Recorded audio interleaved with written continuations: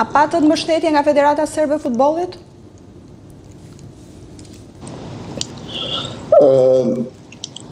Nuk patëm kontakt me Federatën, me thënë drejtën, po nga disa lojtarë kishte, le themi, një mbështetje, po një farë, le themi, një kërkim ndjeste nga larg, ose le themi që nuk ishin kundër edhe ato asaj që ndodhin natë në fush. Një pjesë e mirë lojtarëve. Po. Emocionet pastaj më të mëdha i përjetuat edhe kur erdhët në Tiranë, me qindra tifozë që brohorisin një sojë që ju shihnin si heroj në sakt. Kanë qenë orët e para të mëngjesit, apo jo? Ne riktheni edhe një herë atë moment.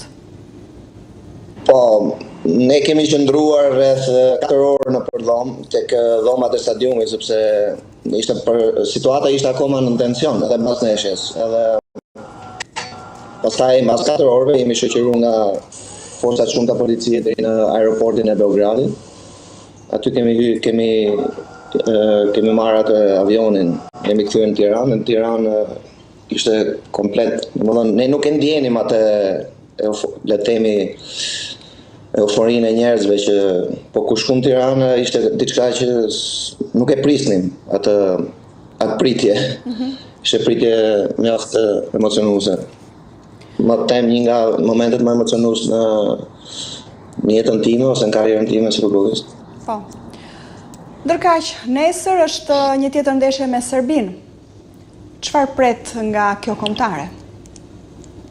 Po, me që i bëm një parantezë kësajt me hyrjen e Beogradit, unë para punës shpresoj që mos ndodhin më ato gjëra që ndodhin në Beograd. Shpresoj shumë që nesër të flasi vetëm fusha, vetëm futbolli, lojtarët, skuadrat, dhe ajo që do japin dy skuadrat në fushën e blerë. Shpresoj shumë që skuadra jonë, si themi, ka një, le të themi, një moment mirë që të fokusohet më shumë tek ajo, le të themi, objektivi që ka. Domethënë, fokusi më i madh duhet të jetë ajo që duhet ndodhi në fushë edhe përgatitja e ndeshjes. Kjo është ajo, le të themi,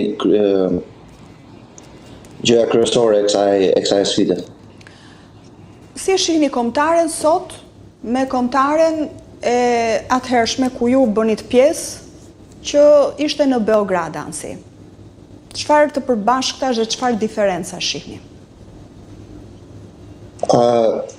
Shiko, ne kemi pas një grup atëherë që kishin vite që luani me njëri tjetrin. Mos them vetëm mbrojtja, kishte do thoja mbi 8 vjet, ndoshta më shumë. So ishte një grup pak më i konsoliduar, ky është një grup pak më i ri se ai grupi që kemi pas në atëherë, dhe por nga ana tjetër është një grup që ka më shumë kvalitet. Ka lojtarë që luajnë në skuadra më të mira në Evropë, ka lojtarë që luajnë konstant, ka individ që mund të bëjnë diferencën gjatë fushës, gjatë ndeshjes, gjatë 90 minutave, kështu që le të themi mund mos jetë aq i konsoliduar sa që ishim ne atëherë, por është një grup që mund ta marrë rezultatin edhe ka cilësi. Ku ndryshojnë trajneri Gianni De Biasi me Silvinjën që është sot? Unë e njoh Gianni De Biasin, por se e njoh Silvinjën. Me aq sa sepse do të punosh me një trajner, po, do të punosh nga ndeshjet. Duhet punosh me një trajner që ta njohësh më me detaje. Mendoj që Gianni De Biasi ka bërë një punë mjaft mirë me skuadrën kombëtare. Ishte një, sidomos në kështu ndeshjes, ishte një motivues. Megjithëse këto ndeshje s'ka nevojë për motivim, po ishte një motivues mjaft i mirë për lojtarët, për stafin, për të gjithë. Ishte gjithmonë kërkues, e mbante skuadrën gjithmonë në tonus, edhe kur kishte rezultate të mira. Kjo ishte e mira. Kurse Silvinjo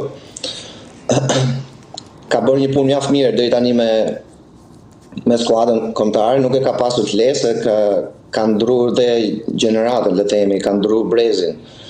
Kështu që mendoj se është një trajner që deri tani ka ka marrë rezultate mjaft mira për këtë skuadrën. Pastaj në detaje nuk jam ndjeni për detajet se si punon ose se si konsolidon grupi nga brenda, ajo është